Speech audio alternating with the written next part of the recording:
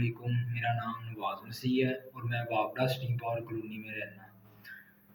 मैं फैक्सो ਦੇ ਵਿੱਚ ਸਿਕਿਉਰਟੀ ਗਾਰਡ ਦੀ ਜੋਬ ਕਰਦਾ ਕਾफ़ी ਦੇਰ ਤੋਂ। ਪ੍ਰਾਈਵੇਟ ਹੈ ਉਹ ਜੋਬ।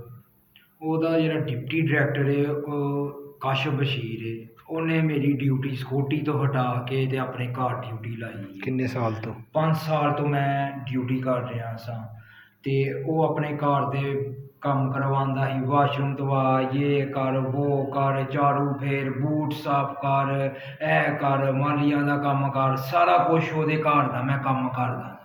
ਮਗਰ ਉਹਦੇ ਘਰ 'ਚੋਂ ਇੱਕ ਚੋਰੀ ਹੋ ਗਈ। ਉਹ ਖੁਦਾ ਜਾਣਦਾ ਹੈ ਉਹ ਚੋਰੀ ਕਿਹਨੇ ਕੀਤੀ ਹੈ ਕਿੰਨੀ ਨਹੀਂ ਕੀਤੀ। ਉਹ ਚੋਰੀ ਦਾ ਨਾਮ ਮੇਰੇ 'ਤੇ ਆ ਗਿਆ। ਉਹਦੇ ਘਰੋਂ ਤੋਤਾ ਚੋਰੀ ਹੋ ਗਿਆ ਅਤੇ ਉਹ ਤੋਤਾ ਪਤਾ ਨਹੀਂ ਕਿਹਨੇ ਚੋਰੀ ਕੀਤਾ ਕਿਹਨੇ ਨਹੀਂ। ਮੈਂ ਕ੍ਰਿਸਚਨ ਹਾਂ, ਇਹਦਾ ਮਤਲਬ ਇਹ ਨਹੀਂ ਕਿ ਮੈਂ ਚੋਰ ਹਾਂ।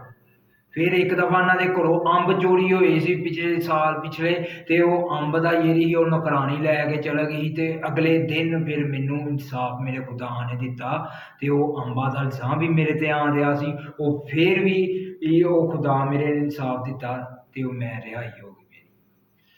ਅਤੇ ਹੁਣ ਵੀ ਜਿਹੜਾ ਵਾ ਮੈਨੂੰ ਇਹ ਤਸ਼ੱਦਦ ਇੰਨੇ ਮੇਰੇ 'ਤੇ ਕਰ ਰਿਹਾ ਵਾ। ਮੈਨੂੰ ਚੂੜਾ ਕਹਿੰਦਾ, ਮੈਨੂੰ ਸਾਈ ਕਹਿੰਦਾ ਵਾ, ਮੈਨੂੰ ਬਹੁਤ ਜ਼ਿਆਦਾ ਇਹਨੇ ਜਿਹੜਾ ਨਾ ਟੋਰਚਰ ਕੀਤਾ। ਮੈਨੂੰ ਬੰਦ ਕਮਰਿਆਂ 'ਚ ਲੈ ਕੇ ਉੱਥੇ ਮੇਰੀ ਤਸ਼ਵੀਸ਼ ਕਰ ਰਿਹਾ। ਤੋਤਾ ਕਿਤੇ ਅਤੇ ਕਦੀ ਇੰਸਪੈਕਟਰ ਨੂੰ ਬੁਲਾ ਰਿਹਾ ਨੇ, ਕਦੀ ਉਹਨੂੰ ਬੁਲਾ ਰਿਹਾ ਨੇ। ਫਿਰ ਉਸ ਤੋਂ ਬਾਅਦ ਇਹਨੇ ਪ੍ਰਾਈਵੇਟ ਨਾ ਮੇਰੇ 'ਤੇ ਕੋਈ FIR ਨਾ ਮੇਰੇ 'ਤੇ ਕੋਈ ਪਰਚਾ। ਡੋਰਫਨ ਪੁਲਿਸ ਵਾਲਿਆਂ ਨੇ ਇਹਨੇ ਬੁਲਾ ਕੇ ਅੱਜ ਗੇਟ 'ਤੇ ਮੇਰੀ ਤਮਾਸ਼ਾ ਬਣਾਇਆ। ਉਹਨਾਂ ਨੇ ਮੇਰੀ ਇਹ ਦੇਖੋ ਚੰਡ ਮਾਰ ਕੇ ਮੇਰੀ ਐਨਕ ਤੋੜੀ।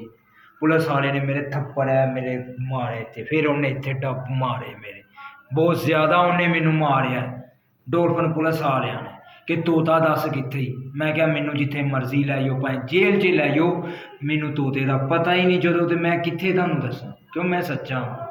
ਮੈਂ ਕਦੀ ਚੋਰ ਨਹੀਂ ਹੈ, ਨਾ ਵੀ ਸਾਡੇ ਮਾਂ ਬਾਪ ਨੇ ਸਾਨੂੰ ਸਿਖਾਇਆ। ਮੈਂ ਆਪਣੇ ਚਰਚ ਦੇ ਵਿੱਚ ਖਲੋਤਾ ਹਾਂ, ਇਹ ਮੇਰਾ ਚਰਚ ਹੈ ਅਤੇ ਮੈਂ ਆਪਣੇ ਚਰਚ ਦੇ ਵਿੱਚ ਖਲੋ ਕੇ ਕਹਿੰਦਾ ਵਾਂ ਕਿ ਮੈਂ ਆ ਤੋਤਾ ਨਹੀਂ ਚੋਰੀ ਕੀਤਾ ਹੈ। ਬਾਕੀ ਮੈਨੂੰ ਇਨਸਾਫ ਦਿੱਤਾ ਜਾਵੇ ਇਸ ਚੀਜ਼ ਦਾ ਕਿ ਇਹ ਮੇਰੇ 'ਤੇ ਕਿਉਂ ਤਸ਼ੱਦਦ ਕਰ ਰਿਹਾ ਵਾ, ਕਿਉਂ ਇਹ ਕਹਿ ਰਿਹਾ ਮੇਰੇ 'ਤੇ ਚੋਰੀ ਦਾ ਇਲਜ਼ਾਮ ਲਾ ਰਿਹਾ ਵਾ। ਮੈਂ ਕ੍ਰਿਸਚਨ ਤਾਂ ਲਾ ਰਿਹਾ ਵਾ। ਬਕਾਇਆ ਮੈਨੂੰ ਇਸ ਚੀਜ਼ ਦਾ ਇਨਸਾਫ ਦਿੱਤਾ ਜਾਵੇ।